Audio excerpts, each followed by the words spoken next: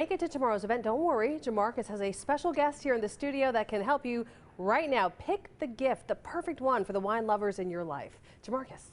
That's right, Amy. We have James Alford from Foxcroft Wine. He's here with our guide for wine lovers. What to get the person that's on your list that loves wine, but you don't know what to do. That's why we have the pro here. James, always good to see you. Thank you for being here. Thanks so much for having me. Yeah, so before we get into it, let's talk about what Foxcroft is. You guys are a wine store, a wine bar, and a restaurant all in one. That's right. We're a full-on wine retailer. Anytime that we're open for retail business, but we also have over 40 different wines by the glass, and we have a full scratch kitchen that's filled with organic local ingredients and the most underrated chef in town, and Chris Maidosh. It's so good to go in there just like after work, like no pressure. The staff there will help you pick out anything you want if you want to eat something there or if you want to get something to go. So that kind of gave us an idea to do this segment to say a lot of people are buying gifts this time of the year for lots of different types of people. Sure. One of them is the wine lover or the person that may be just now getting into wine. Right. But you want to be thoughtful with the gift and making sure you're getting them something that they want. But let's start with the person that is a serious wine lover.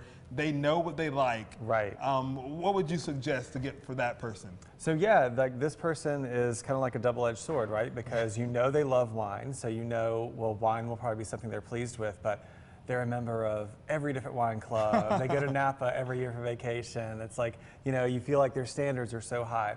So you come in, you talk to us, and we can sort of guide you towards some of those more special selections that are either lower production or very highly rated or just from a really legendary estate that no matter what your experience in the wine world or no matter what your means are, you may find these wines hard to get. And maybe it is that story behind the wine that kind of impresses them more, because nothing could be worse than someone looking at a bottle and being like, So you want to make sure there's a good impression. So would that be some of these wines? Would be some of the ones you would suggest for the serious wine lover? Yeah, so these three over here, you've got a couple of different big reds there.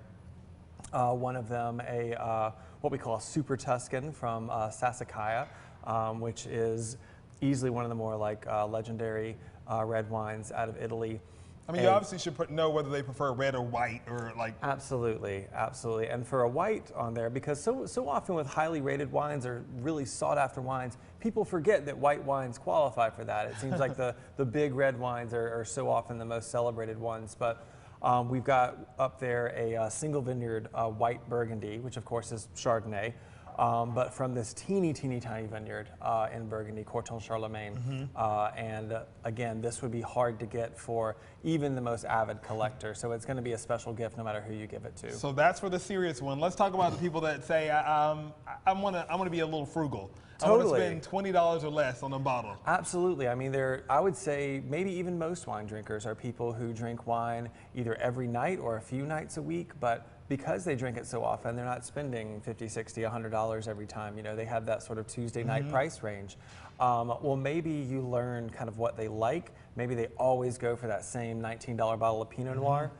And you happen to find them something from the same producer that's a little nicer, that's more like the $40, $50, $60 bottle of Pinot Noir. So you know you're zeroed in on what they like already, but you're getting them something that they wouldn't normally get for themselves. Okay, and would these be the ones you would kind of $20 and less? Yeah, absolutely. So for somebody who normally only spends $20 or less on themselves, basically what these two wines do is they a little more than double that and get them something that is going to kind of fall right into the flavor profile that they definitely enjoy, but give them something that's just that little bit elevated. All right, let's talk about the people that are new to the wine Absolutely. scene. You can give them either an experience. Gift cards are good. You guys have some wine dinners that would pair well with that? Sure. So you've got, I think with somebody just getting into wine, sometimes it's because they're just curious and they want to explore. Sometimes people's doctors have said, hey, why don't you have a glass of red wine every night before bed?